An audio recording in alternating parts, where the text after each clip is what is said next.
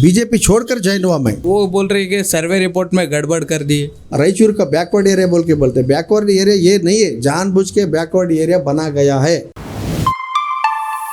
सलाम, मैं हूँ सैयद दानिश और आप देखना शुरू कर चुके हैं ट्रू मीडिया। दोस्तों, जिस तरीके से हमने कांग्रेस के उम्मीदवार और एसडीपीआई पार्टी के उम्मीदवार और आज़ाद उम्मीदवारों से हम मुलाकात कर रहे हैं ताकि आप लोगों को आसानी हो अपना वोट देने से पहले कि जिनको आप अपना वोट दे रहे हैं वो अपने शहर को लेकर और आपके मुस्तकबिल को लेकर क्या सोच रहे हैं वो जानना आप सभी के लिए ज़रूरी है।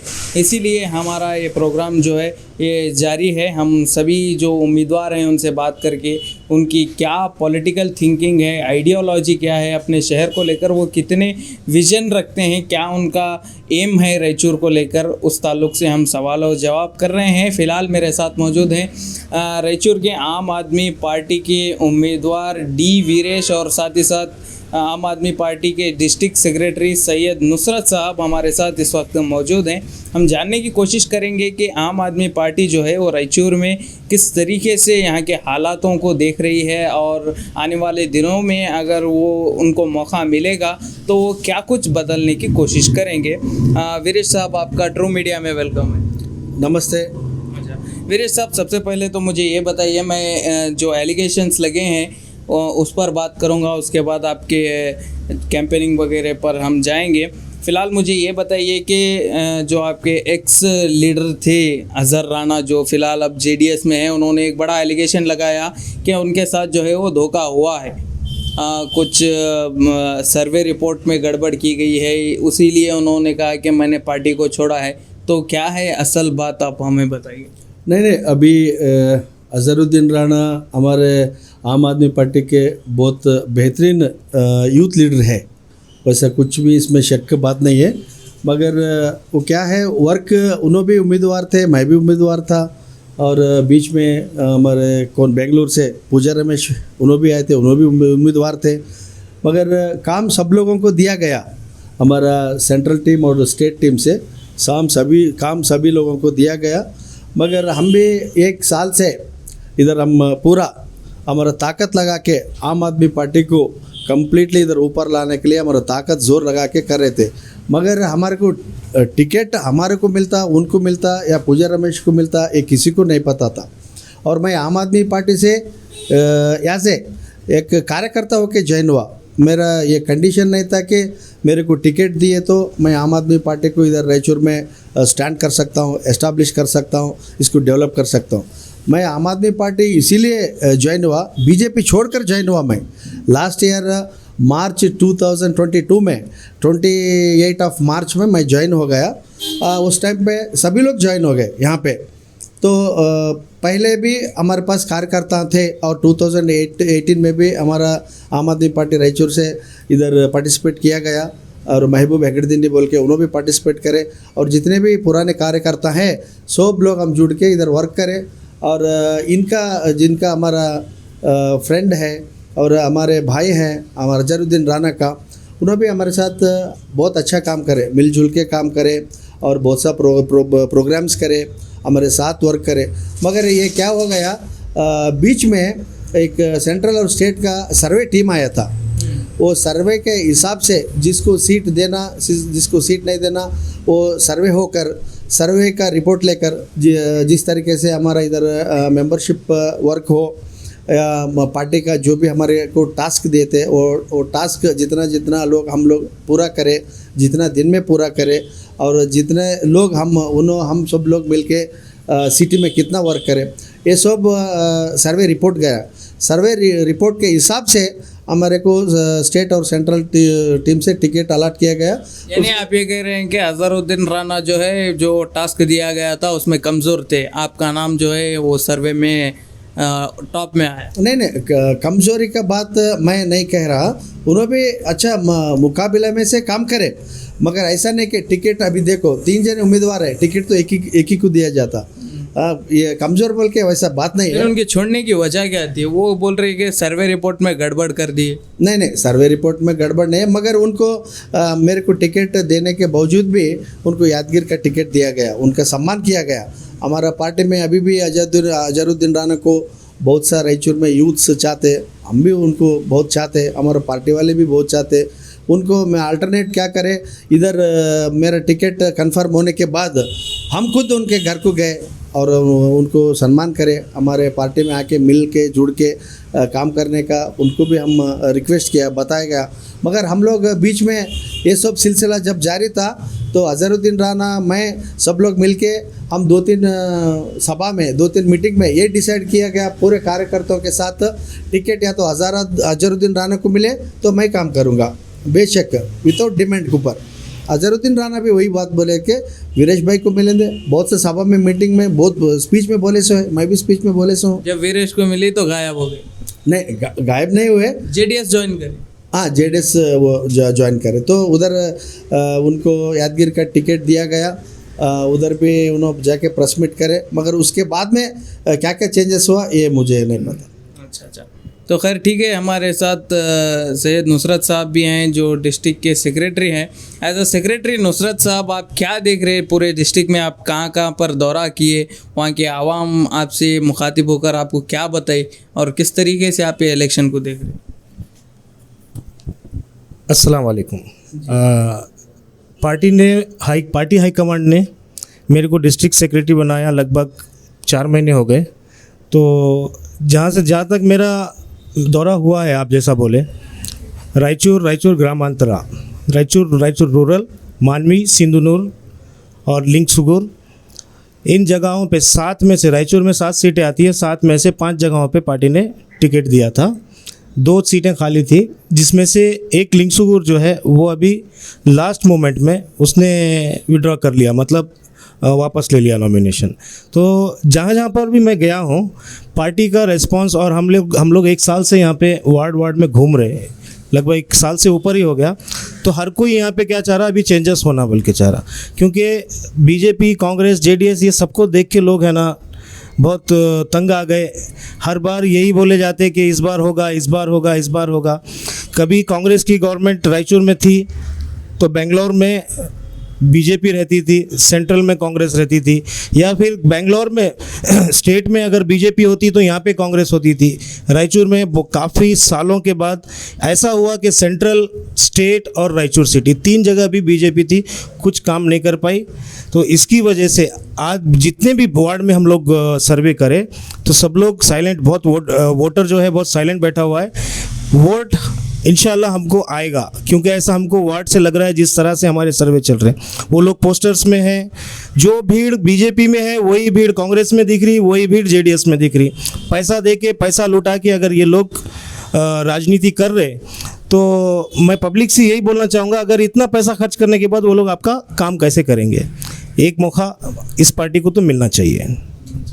तो वीरेश साहब, अब जो है आपने बताया कि बीजेपी छोड़कर आप आम आदमी पार्टी से जुड़े, आपने काम किया, तो रायचूर सिटी में जितना आपने काम किया, तो आपको क्या महसूस हुआ कि रायचूर का वोटर, रायचूर की आम जनता क्या चाह रही है और किस तरीके से आम आदमी पार्टी को रिस्पांस मिल रहा है? और साथ ही साथ ये भी बताइए कि आपको रायचूर को लेकर आपका विज़न क्या है, क्या आप रायचूर में बदलने की कोशिश करेंगे?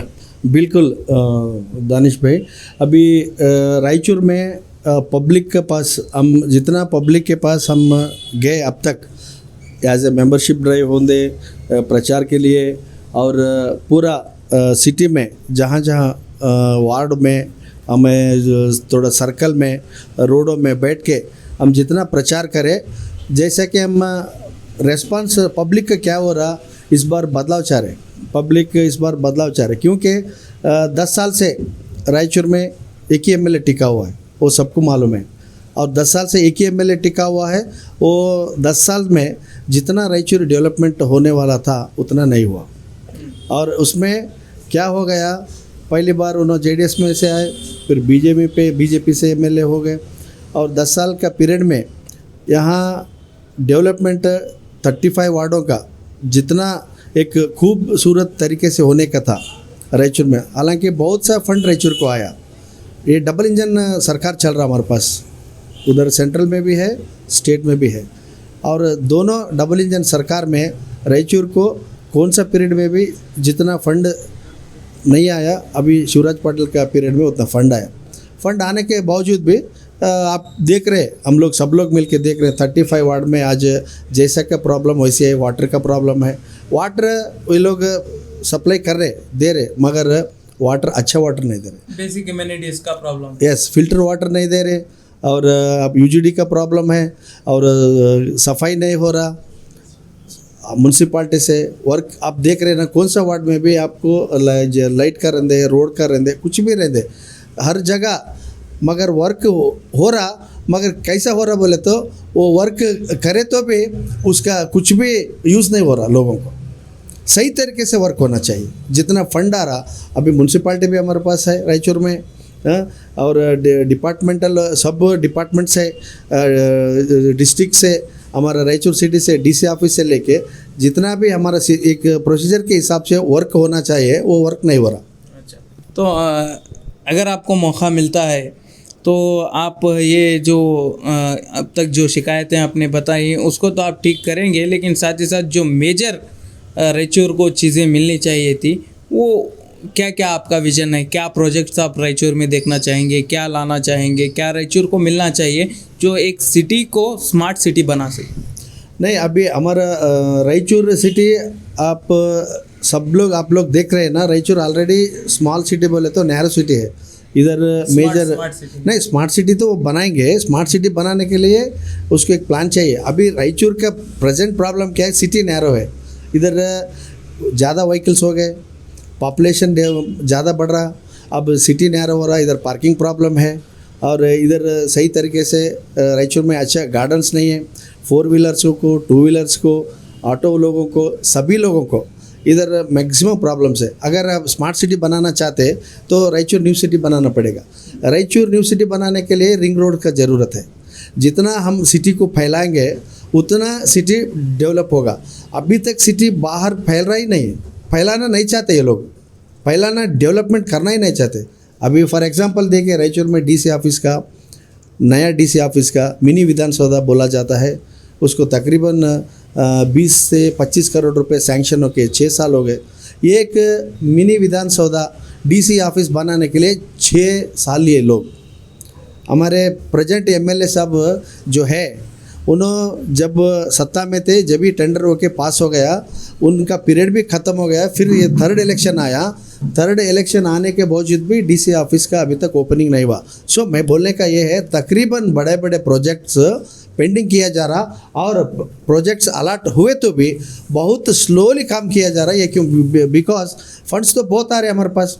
फंड्स किधर जा रहा है? फंड्स क्यों डाइवर्ट किया जा रहा? डेवलपमेंट के लिए क्यों नहीं लगाया जा रहा? वो फॉर एग्जांपल ओपेक हॉस्पिटल देखिए, 350 बेडेड हॉस्पिटल है ओपेक हॉस्पिटल। आज बड़ा बड़ा उधर ऑपरेशन होना चाहिए था लोगों को। अभी सहूलत अगर गवर्नमेंट देता तो किस तरीके से सहूलत दे रहा बताइए। अभी हमारे को एजुकेशन में अच्छी एजुकेशन देना, अगर प्राइवेट कॉलेजेस स्कूल्स टॉप में है तो गवर्नमेंट कितने भी स्कूल है उसको भी इक्वल टॉप किया जा सकता। ये लोग अगर चाहे तो, अगर हम आए तो 100% करेंगे। एक तो हॉस्पिटल 350 बेडेड हॉस्पिटल आज बंद करके सिर्फ टेस्ट्स उधर हो रहे। अगर बड़ा बड़ा एक्सीडेंट, अभी देखो ट्रैफिक बढ़ गया, इसके वजह से बच्चे स्पीड में जाके एक्सीडेंट्स हो रहे। वो एक्सीडेंट्स का पेशेंट्स को यहाँ कोई भी हैंडल नहीं कर सक रहा।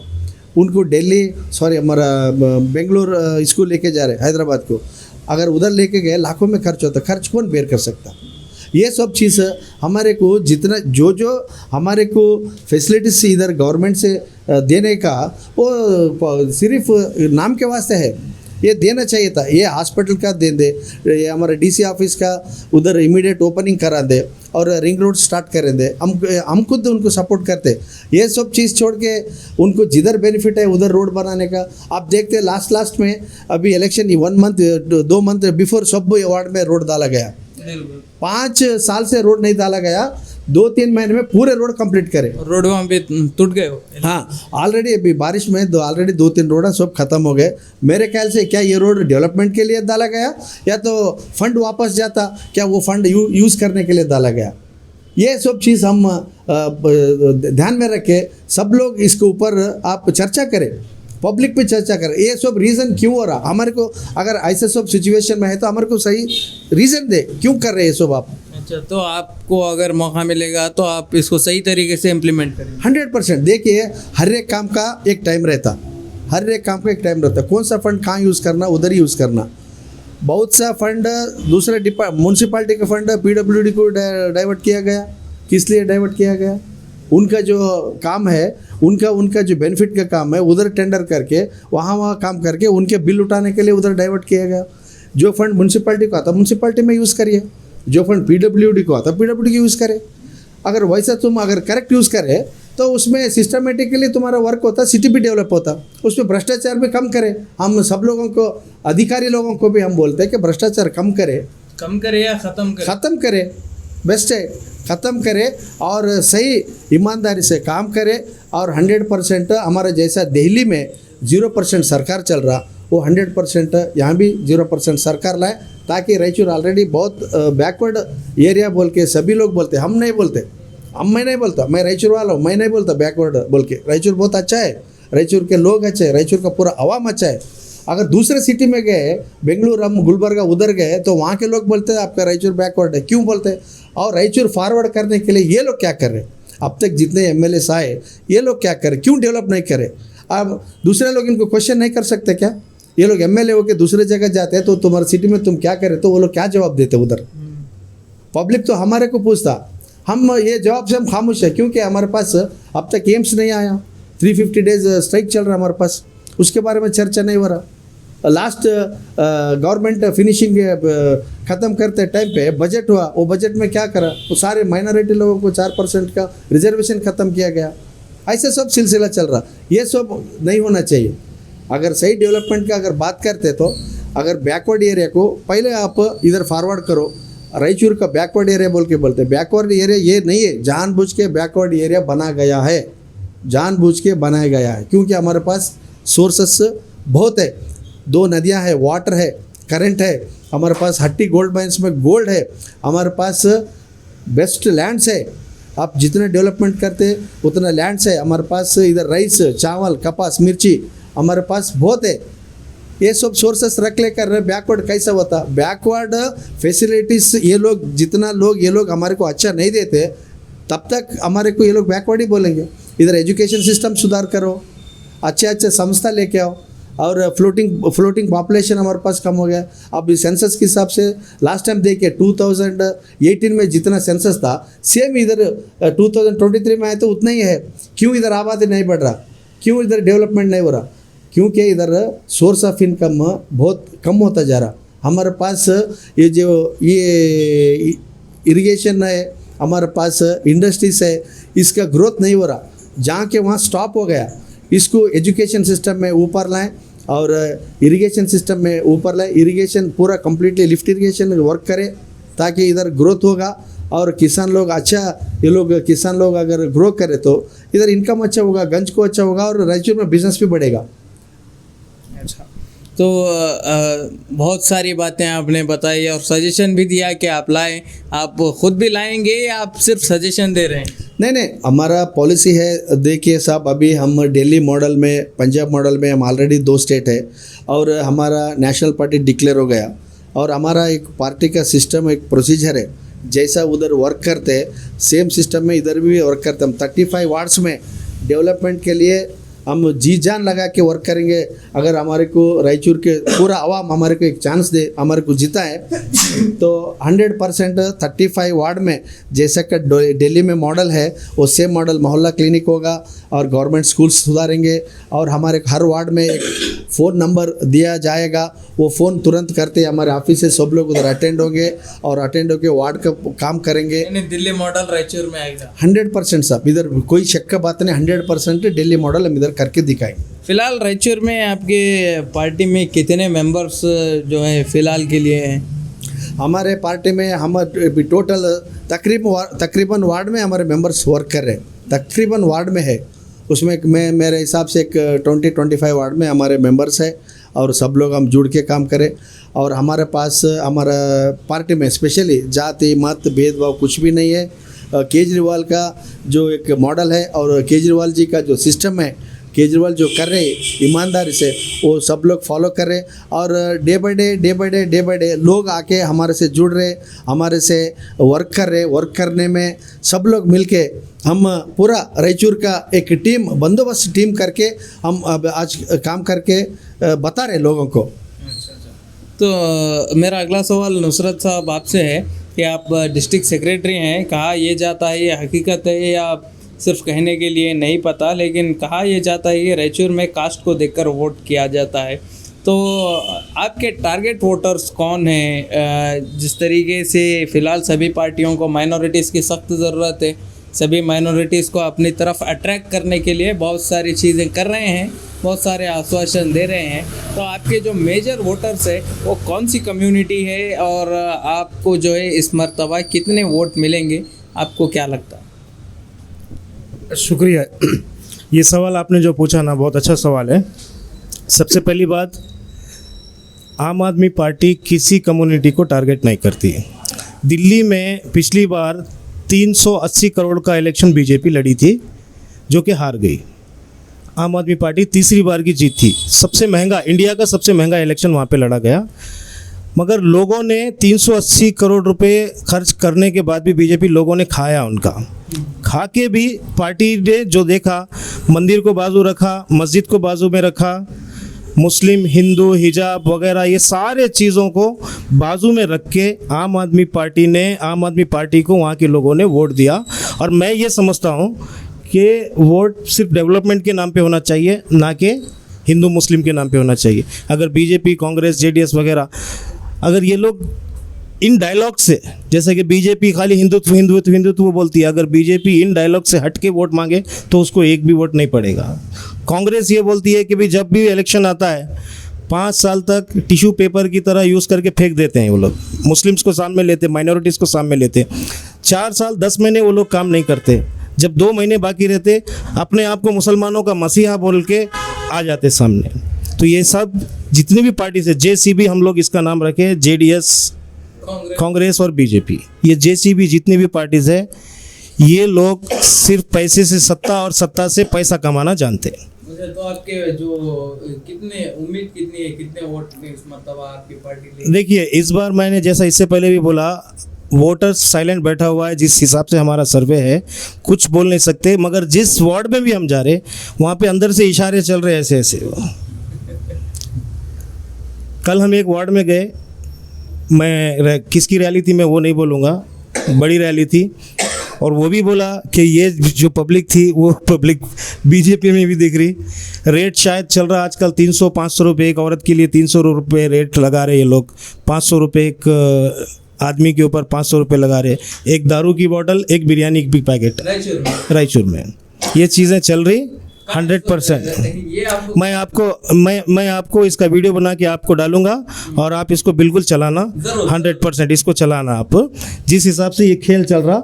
नहीं तो किसी भी पार्टी में इतनी पब्लिक, अभी हमारे पीछे इतने लोग क्यों नहीं है? हमारे पीछे कम से कम 50 कार्यकर्ता फिर रहे, वहाँ पे हज़ारों कार्यकर्ता फिर रहे। क्यों फिर रहे?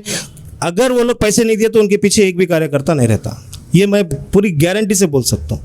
ये सब पैसे से सत्ता और सत्ता से पैसे कमाने का खेल चल रहा। पिछले दिनों में आप देखे रहेंगे, कांग्रेस की टिकट के लिए 16 लोग उम्मीदवार थे, 13 थे, ओके राइट, ठीक है, माइनॉरिटीज से 13 लोग थे। आखिर तक भी लोग, कांग्रेस के लोग जो है धीरे धीरे एक कट के लास्ट में, जैसा कि एक बशीर भाई एक इंटरव्यू में बोले थे, एक डमी कैंडिडेट को टिकट दिया जा रहा, नाम नहीं बोले थे उन्होंने। जब पब्लिक के सामने नाम आया तो फिर सारी पब्लिक को भी मालूम पड़ गया कि डमी कैंडिडेट कौन है बोल के। नाम नहीं है?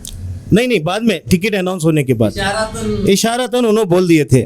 जब उन्होंने वो स्टेटमेंट दिए थे, जब सब लोग ये लीडर्स थे जब आपस में लड़ रहे थे, सारी जनता, रायचूर की जनता इनका नाटक देख रही थी, सारी जनता देख रही थी नाटक।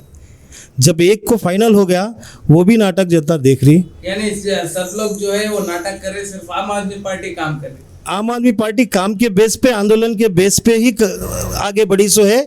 आम आदमी पार्टी का स्टैंड है, पिछले 10 साल में कोई भी इंडिया की पार्टी, पिछले 10 साल में कोई भी इंडिया की पार्टी नेशनल पार्टी नहीं बनी। जितना की फास्ट ग्रोथ आम आदमी पार्टी का ग्रोथ बढ़ता जा रहा, ग्राफ बढ़ता जा रहा।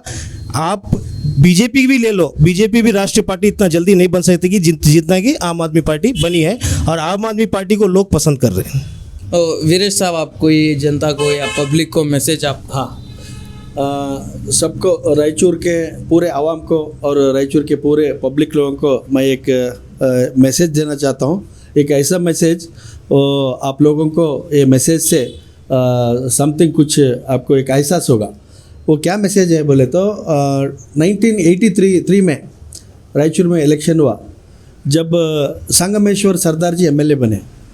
1983 में संगमेश्वर सरदार जी जैसे एमएलए बने, उन्होंने सिर्फ अकेले और उनके चंद लोग मिलके पूरे रायचूर में डोर टू डोर कैंपेन करके, जब उन्होंने प्रचार में लोगों का दिल जीत के, उन्होंने रायचूर के वार्डों को मैं क्या कर सकता हूं बोल के जेएनपी पार्टी से जब उम्मीदवार रहकर संगमेश्वर सरदार जी जब इलेक्शन लड़े, तो कांग्रेस था, जब सभी पार्टियां थे, जनता दल सभी पार्टियां थे, जब जेएनपी पार्टी से एक ही उम्मीदवार ईमानदारी से वो लोग जीत के आए, रायचूर के पब्लिक ईमानदारी से जीतने लगाए 2083 में।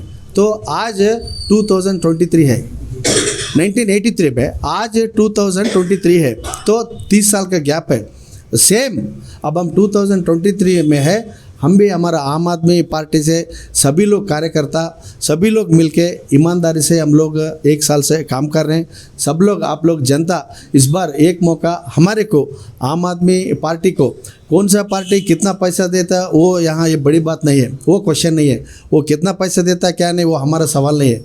हमारा सवाल यही है, आम आदमी पार्टी को अब ईमानदारी से आप चुन के लाएं, और 100% आपका दिल्ली मॉडल रायचूर में हर काम ये होगा। ये रायचूर के पूरे आवाम लोगों को मैं रिक्वेस्ट करता हूं कि आम आदमी पार्टी को एक मौका दे, हमारे को जिताए। नमस्ते।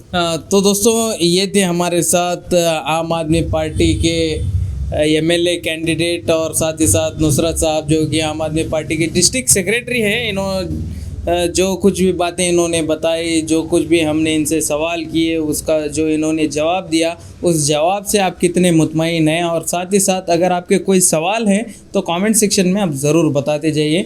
फिर हम जब अगली मुलाकात होगी तो हम उन सवालों के जवाब लेने की कोशिश करेंगे।